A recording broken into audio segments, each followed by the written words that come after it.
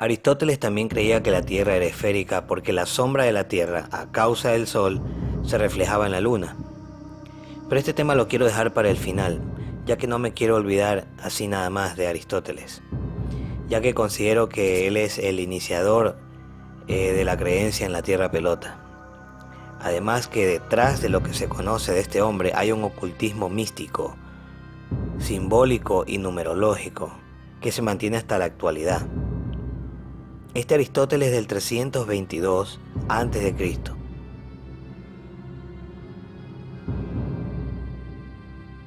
You both were members of Skull and Bones, a secret society at Yale.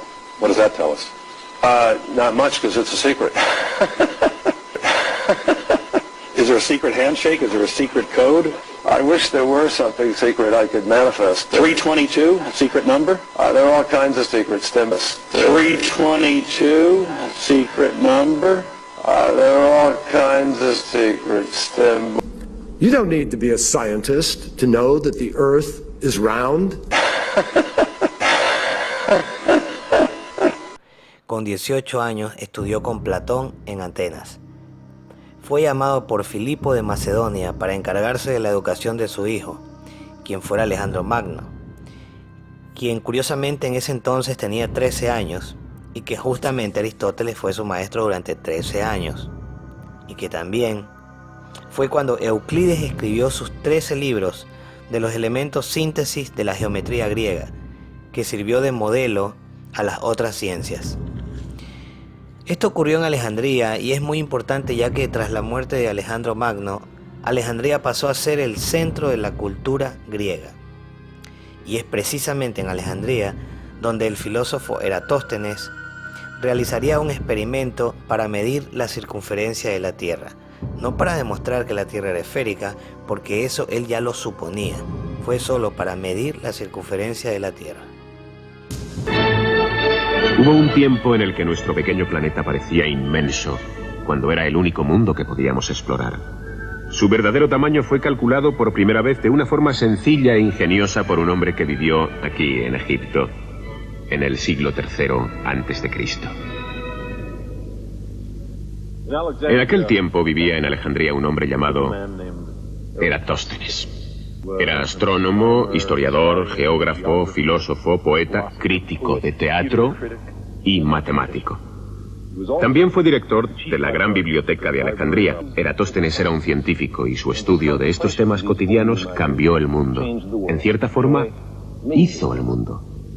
En cierta forma, hizo el mundo. Eratóstenes se preguntaba a sí mismo cómo era posible que en el mismo momento una estaca en Saín no diera sombra y una estaca en Alejandría, que estaba a 800 kilómetros al norte, diera una sombra muy definida. Aquí tenemos un mapa del antiguo Egipto. He colocado dos obeliscos, uno aquí en Alejandría y otro en Saín. Si en un momento dado ninguno de los dos diera sombra, ninguna sombra, sería perfectamente comprensible siempre que la Tierra fuera plana. Si la extensión de la sombra de Saín es la misma que la de Alejandría, también tendría sentido en una Tierra plana. Pero, ¿cómo es posible, se preguntaba Eratóstenes, que en el mismo instante no hubiera sombra alguna en Saín y sin embargo sí la hubiera en Alejandría? La única respuesta era que la superficie de la Tierra era curva. No solamente esto, sino que cuanto mayor era la curvatura, mayor era la diferencia en el tamaño de las sombras. El Sol está tan lejos que sus rayos se hacen paralelos cuando alcanzan la Tierra. Lo que acabamos de ver es inconcebible. Es pseudociencia en todo su esplendor. Un verdadero científico no puede partir de supuestos, y Eratóstenes tuvo demasiados. Supuso que la Tierra era esférica. Supuso que el Sol era muy grande. Supuso que los rayos del Sol llegaban de manera paralela producto de la distancia.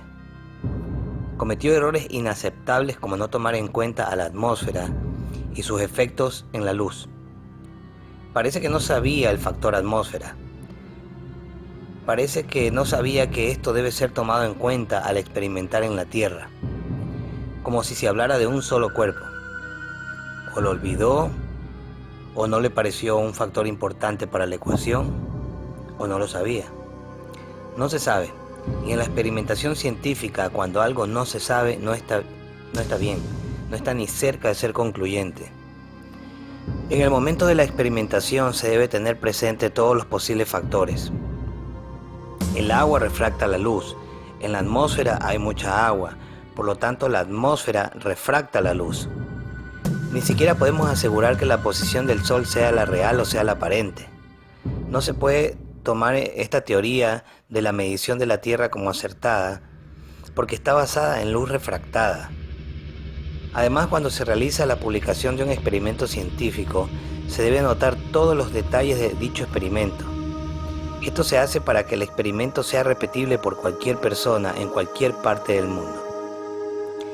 Y en el caso de Eratóstenes no se sabe cómo demonios midió tales distancias, ya que ni siquiera existen originales de su puño y letra, tan solo copias de copias.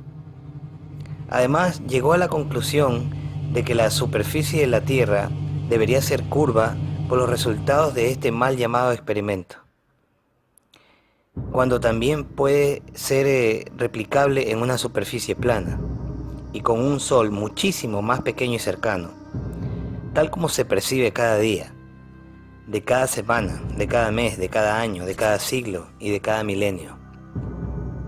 Un Sol tan pequeño como la Luna, tal como lo sabían las civilizaciones antiguas, aquellas culturas que sí tenían conocimiento científico claro de las cosas, ya que con ese conocimiento se podía predecir acontecimientos o eventos como los eclipses, por ejemplo.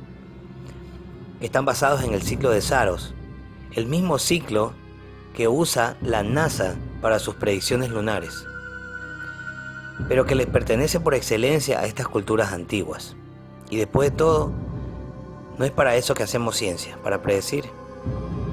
¿No les parece por lo bajo curioso que en la actualidad se use el conocimiento de los antiguos para estas predicciones y no el moderno con toda su fantástica tecnología? Bueno, si es que existió este Eratóstenes y si es que fue él quien hizo este experimentucho, se equivocó.